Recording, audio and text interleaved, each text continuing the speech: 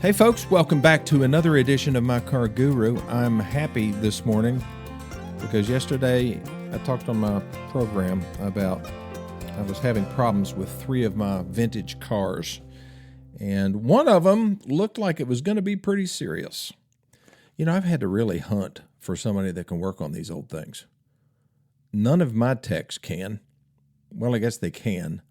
They just don't have the heart for it. They like working on modern stuff. They're young. But anyway, I know this old guy. He owns a shop. Well, he's not that old. Well, I guess he is. And he said, bring it on down. So I brought it on down. I thought I was going to have to. Well, the worst case scenario was about $3,500. Well, it was the best case scenario. So here's what he found. Well, let me tell you what it was doing first. It was a 1957 Chevrolet Bel Air, 2-door hardtop, beautiful, completely restored. Amazing car. The engine had been redone, but they had boo-booed when they put the engine back together. It had a miss, and it had a loud ticking noise. So they removed the valve covers and found that several of the rocker arm nuts were loose. So what's a rocker arm? Well, it's just this little lever-like looking thing. Looks like a head of a hammer, almost. Resembles that. And so deep in that engine, that Chevy small block, is a camshaft that has these little lobes on it.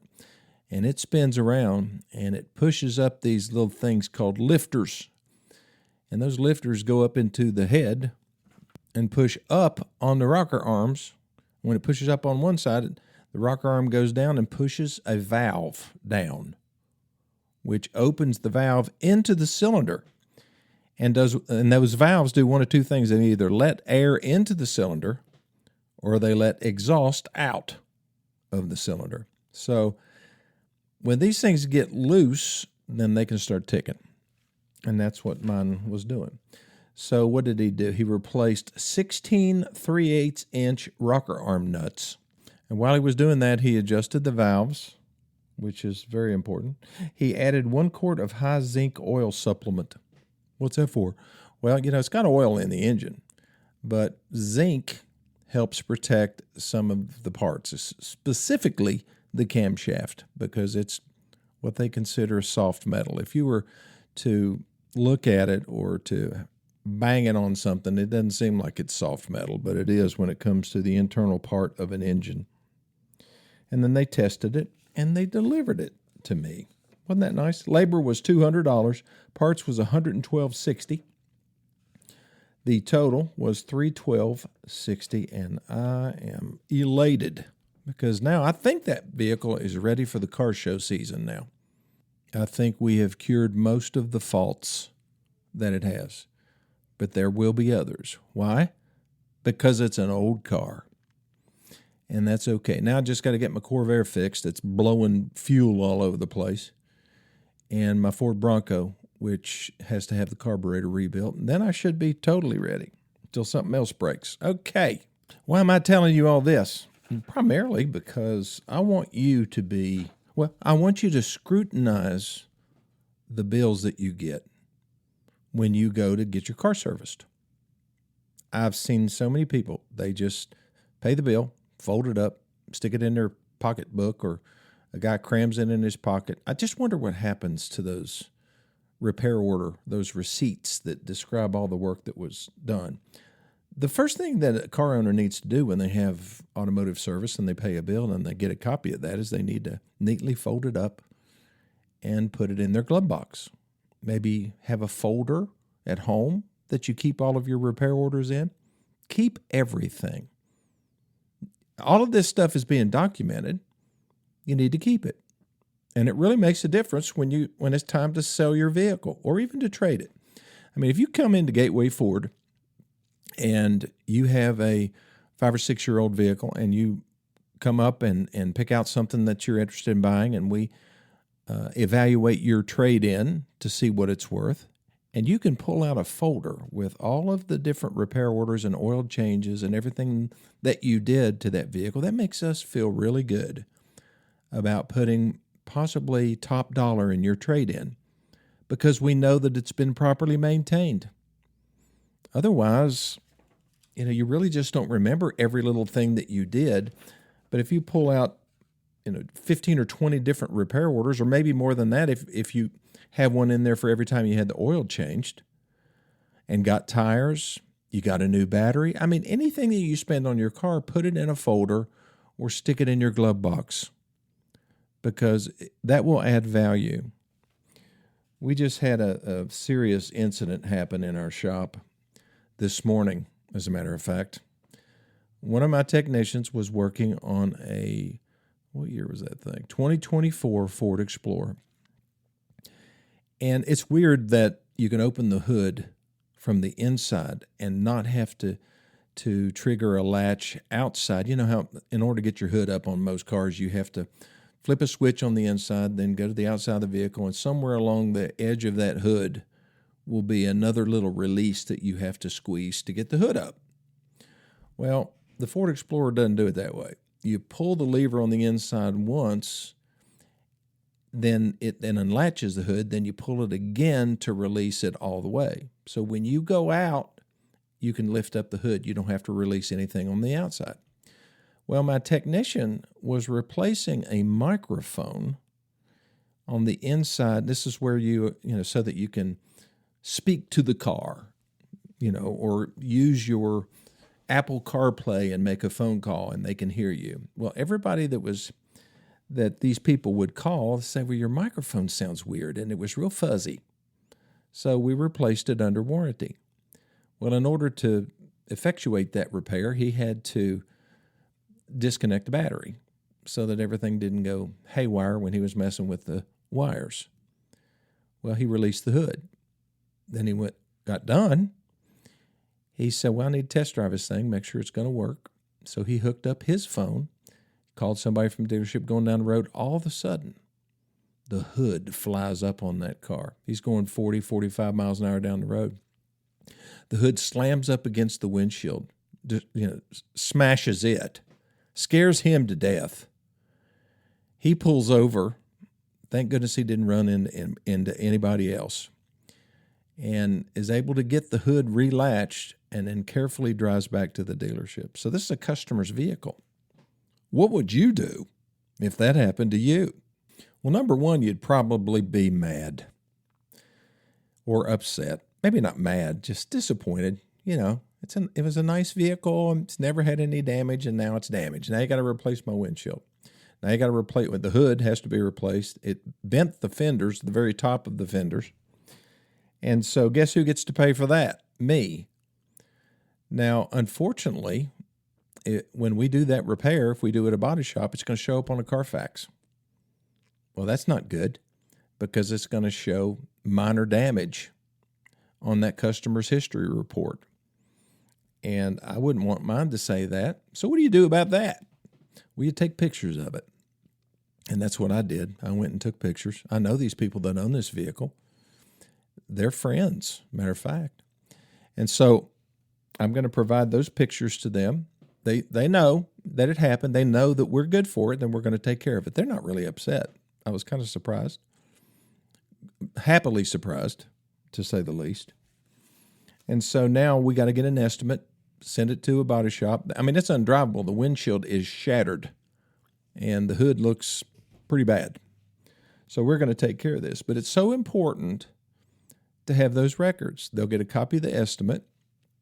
They'll get the photographs, and they'll put them in their glove box and save it until it's time to trade. Hopefully they'll trade for us, and we'll know what happened. But if they go somewhere else and trade the vehicle, shows up on a Carfax, oh, this one's been wrecked. Then they come back to you and they say, folks, we're not going to be able to pay you what we thought we were going to, because it's been wrecked. It's got damage history.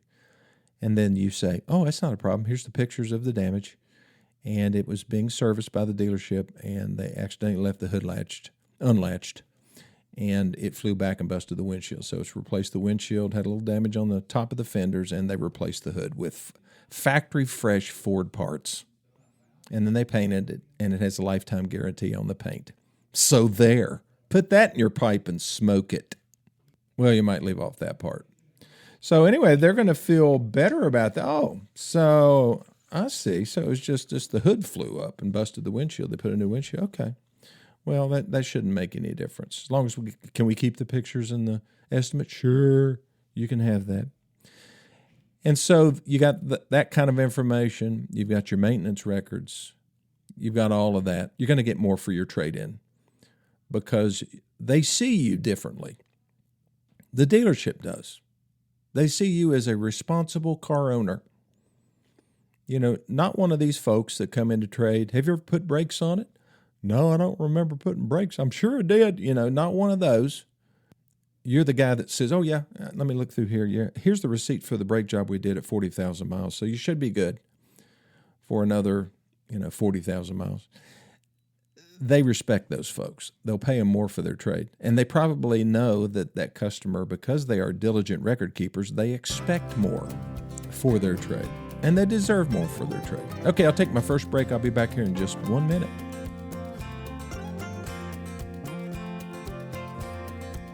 Okay, I am back. I was reading automotive news today. I know you're thrilled. You want to hear what I read about. It was about electricity. And it's about the manufacturers of cars switching from a 12-volt system to 48-volt systems. Sounds like a big jump, doesn't it? Well, it is. And one of the reasons that they're having to do that is because vehicles are so power hungry. I mean, even a heated seat requires a lot of current to make those coils get hot. There's all kinds of systems in the vehicle that need and consume tons of electricity just to spin the starter, for example. But my question was, okay, with all this electricity running around in the vehicle, is there anything in the car, today's typical vehicle, that if you touch it, it could kill you? And the answer to that question is yes and no. Depends on how powerful the battery system is. So let's look at a traditional 12-volt car. Most gas engines. That's what your vehicle that you're driving right now, unless it's a hybrid, has a 12-volt battery on it. Of course, your hybrid does too. That's what is used for a lot of the different components on the vehicle, and that's what starts the car. So most hybrids have a 12-volt battery and a 48-volt battery, or a much bigger battery than that. But let's just say it's just a typical internal combustion engine with a 12-volt battery. Can it kill you? No. You can't really be electrocuted by normal battery cables. It's 12.6 volts. Even if it's like a battery that has 600 to 900 cold cranking amps, human skin has resistance. It's high enough that the current won't pass through to your body. Now, you might get a spark. It might kill you from excitement, maybe. I don't know. You could get a slight burn from a short. If you have a metal wrench, it could hurt you, burn your skin. But you're not going to get electrocuted. So don't worry about that happening. Have you ever jumped a car and you see those little sparks? It's kind of scary. Now, one thing that it could do, if your battery has a big crack in the side of it and the fumes are leaking out of it into the atmosphere around the battery, it can definitely go boom. It sure can. And it's really not the liquid that explodes. It's hydrogen gas above the liquid that explodes. And that's could happen from a loose cable, static electricity, touching the terminals with a wrench. All of that can ignite it. And guess what kind of acid that is that's getting on your skin? Sulfuric acid. Yeah, you'll feel a burning sensation within seconds. It's a chemical burn, like a heat burn. You'll have permanent scarring if you don't rinse it off quickly in the eyes. This is really bad. Can cause blindness in minutes. Destroys cornea tissue. I remember one time I was putting gas in a gas can at a local gas station, about a mile from my house. I was filling up I say can, it's a plastic container that I put gas in to put in my mowers. And I was kneeling over with the nozzle down in the can, and all of a sudden I got this weird sensation of getting wet, being sprayed on like with a hose. What had happened? The gasoline hose, this is very rare, folks. Of course it is. That's why it happened to me. So the gasoline hose burst. I don't know why. It had a bubble in it. It was, been pinched. Who knows? But initially it sprayed me straight in my face. And I wear glasses, so a little bit of it was directed away from my eyeball, but a lot of it got into my eye. Burned my cornea. At least that's what I found out at the emergency room. And they told me how important it was to rinse it out. That's not as bad as sulfuric acid getting in your eye, for sure. And so anyway, to finish the story about the gas, the hole got bigger and bigger, and it was like a big rooster tail of gasoline spraying all over the place. I mean, if somebody had been smoking a cigarette nearby or struck a match, it would have been bad news because I was soaked with fuel. But, like I said, if a battery blows up, you flush with water immediately, lots of water for like 15 plus minutes, and get to the hospital just in case, you have damaged your cornea. So anyway, getting away from electrical shock. Yeah, if a battery blows up, it's a really bad thing. But what else about the electrical system on a vehicle? How could it possibly kill you? Like if you reached in and touched a spark plug or something like that, could that kill you? Well, the ignition system has pulses of electricity that's enough to possibly put you into atrial fibrillation. And if you're younger, that's less likely to happen than if you're older. That's why we don't recommend you reach in there and touch the spark plugs or touch anything near the distributor or anything while the vehicle's running. But other than that, 12-volt system in a traditional internal combustion engine, not going to kill you. Now, what if you are driving one of the early hybrids, which they were called mild hybrids. Basically, all they do is when you pull up to a red light, the engine would shut off. And you could drive pretty far on a battery power, maybe a couple hundred yards, maybe a mile on battery power, and then it would shut off. That's called a mild hybrid. But they use a 48-volt system, and that's technically low voltage. It can push current through sweaty, broken skin, however. You probably won't die, but you're going to get a painful shock. You could get muscle contraction. It's kind of like, I remember. I actually touched an electric fence that was designed to ward off cattle. What I felt from that, I would never want to feel again because it felt like Muhammad Ali punched me in the chest. And I'm just glad I didn't have heart issues back when I was in my 40s when that happened. So that's what it would be like. If you touch something with 48 volts, then it's going to be like grabbing an electric fence. Don't do that. Okay, so a hybrid or an EV that has a high voltage system, these are the dangerous ones. If you're driving a Tesla, if you're driving any kind of EV, they have 200 to 400 volts.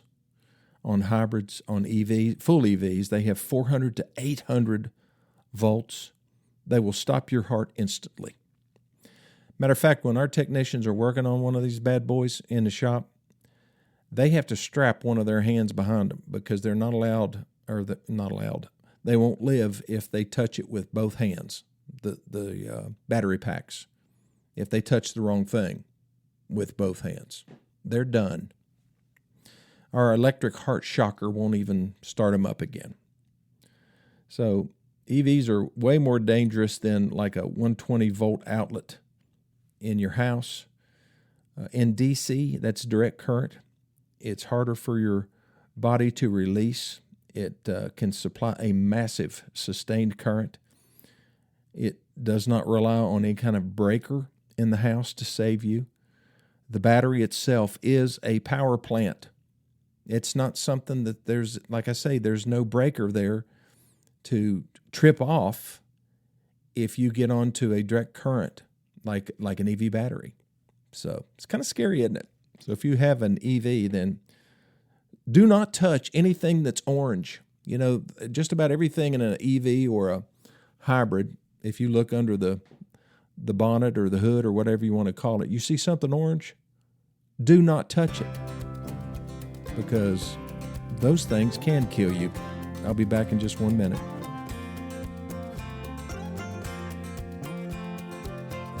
I remember back in the 70s, people didn't want to buy cars. A lot of these old country people, they didn't want to buy like a brand new Chevy Impala or a Caprice if it had power windows. And they would say, well, what if you get flipped over in a creek and the windows don't work? I won't be able to get out. I'll drown. I said, well, probably the crash will kill you. No, I didn't say that. But yeah, what happens if you're in an EV and you go through high water, which a lot of people do? You see it all the time in these videos, especially around hurricanes and stuff like that. Or if you just go off the road and you end up in a pond and you're in an EV and all that electricity, will electrocute you? No. Modern electric vehicles are designed so that the high voltage system instantly shuts down if there's any water intrusion or if a crash is detected. So there are crash sensors on these vehicles, and the engineers have built in safety systems to keep you from getting electrocuted. Do you trust that? I'm not sure I do.